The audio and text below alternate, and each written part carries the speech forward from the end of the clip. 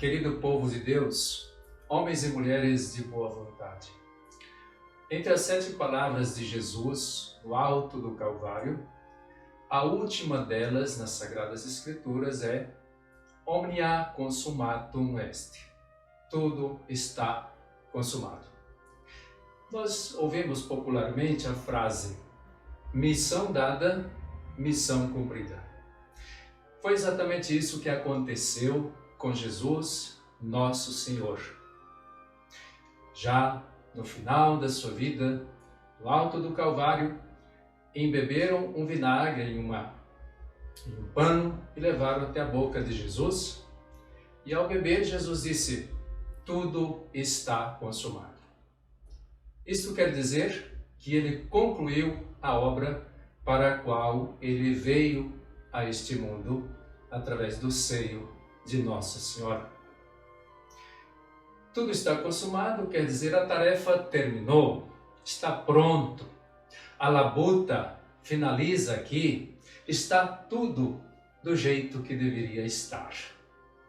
Significa consumar. Consumado, está consumado, consuma, isto é, de maneira plena. Jesus fez de maneira perfeita a sua obra, que foi exatamente dar a vida por nós. Vamos pensar em 3 questões sobre esta frase de Jesus. Tudo está consumado. A primeira delas, que tudo é este, que obra é esta? Qual foi a obra que Jesus consumou? Foi a obra da redenção. Isso mesmo. O resgate daquilo que estava perdido.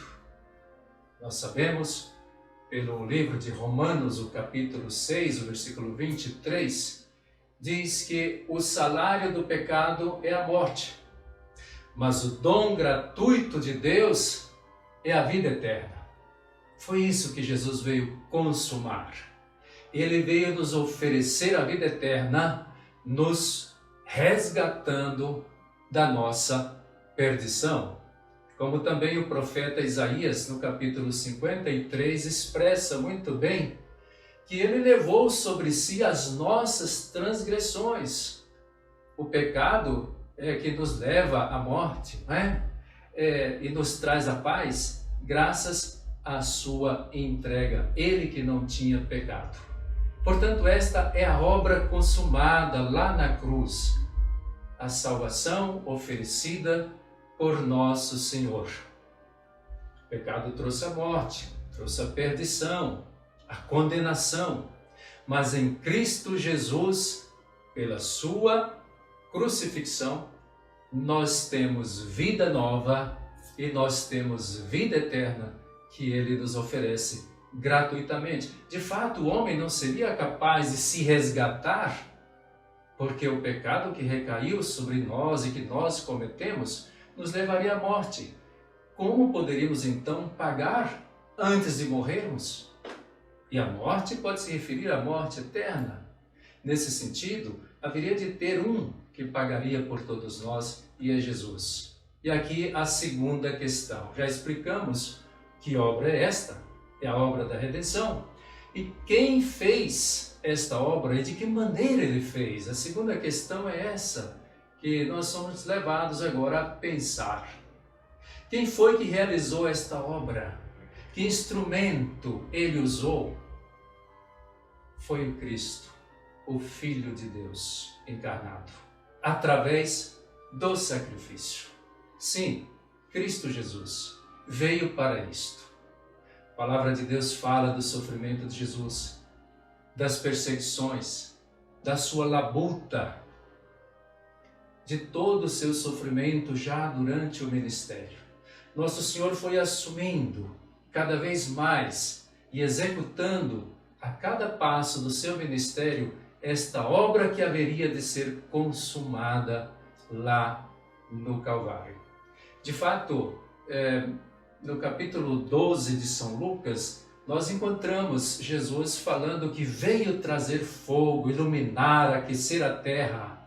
Mas antes disso ele deveria passar por um batismo difícil. e como estava angustiado o seu coração enquanto ele não passasse por esse batismo.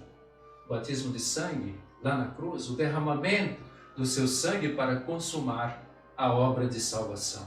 A angústia de Jesus, portanto, começa muito tempo antes de concluir aquela obra.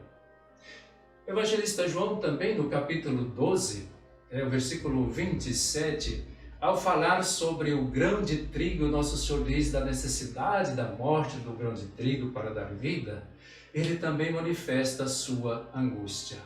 Ele mostra o seu sofrimento ali, como eu estou angustiado. Outro momento de angústia, que refere-se a essa grande obra que nosso Senhor vivencia, é lá no Calvário.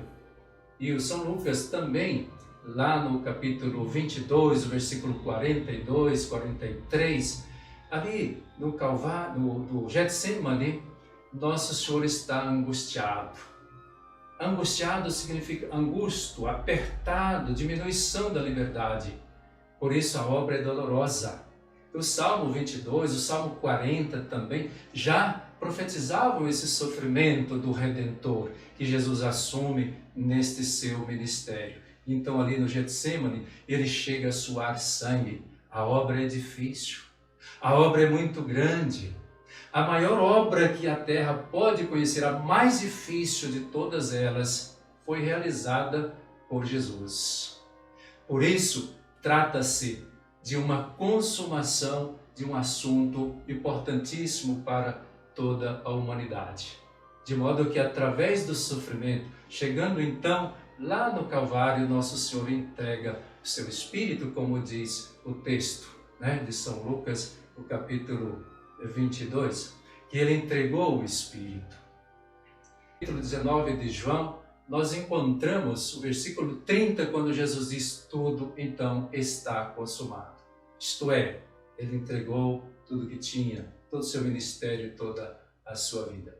Terceiro ponto sobre esta questão: para quem foi realizada esta obra? Também é muito importante. Foi para nós, para aqueles que creem, para aqueles que haveriam de ser discípulos de nosso Senhor. Desde toda a eternidade, conforme Miqueias, capítulo 5, versículo 1 e 2, também o livro do Apocalipse, no capítulo 13, versículo 8, falam disto, do Cordeiro que desde toda a eternidade haveria de dar a vida por nós. Ora, se há um Cordeiro que desde toda a eternidade haveria de dar a vida por nós, significa que nós estamos envolvidos nesse mistério. Não foi à toa, essa obra não é em vão. A consumação da obra de Jesus Cristo lá na cruz, meus queridos, ela foi para mim, ela foi para você. De fato, o apóstolo Paulo, na carta aos Efésios, ele diz sobre isso, que não foi por preço de ouro e prata que nós fomos resgatados, mas pelo poder, pela graça, pelo sangue, pela vida de Jesus entregue lá na cruz. É esta obra. Foi para mim, foi para você. Tudo está consumado para mim e para você da parte de Deus. Ele abriu as portas, Ele perdoou os nossos pecados. Nós podemos ter vida eterna. Mas e do nosso lado? Nós vamos completar esta aliança com Deus? Aí é que está a questão, meus queridos. Nós temos que dar uma resposta a esse grande mistério de entrega de nosso Senhor por nós. E você?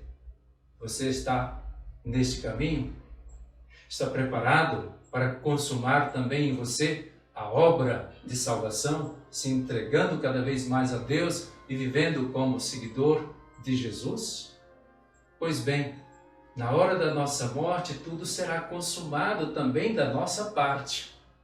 E essa palavra, tudo está consumado lá na cruz, é profunda, porque quando morremos, não haverá outra opção. A escolha, a decisão haverá ocorrido, já terá acontecido. Não poderemos mais mudar de opção. Então é uma palavra forte para os malditos, para os criminosos, para os homens infiéis. Tudo estará consumado. Sofrimento, perdição, irmãos, pais, riquezas, todas as coisas, tudo está consumado, tudo está perdido para a pessoa pervertida e infiel. E tudo estará consumado num outro sentido para os fiéis, para aqueles que caminham com Deus, que caminham com Jesus. Restará, como diz o apóstolo Paulo, a vida eterna. Omnia consumatum est. Nosso Senhor conclui a sua obra com perfeição, nos oferece a vida eterna e nos convida também a consumarmos a nossa parcela de entrega ao nosso Deus. Seja louvado sempre o nome de nosso Senhor Jesus Cristo.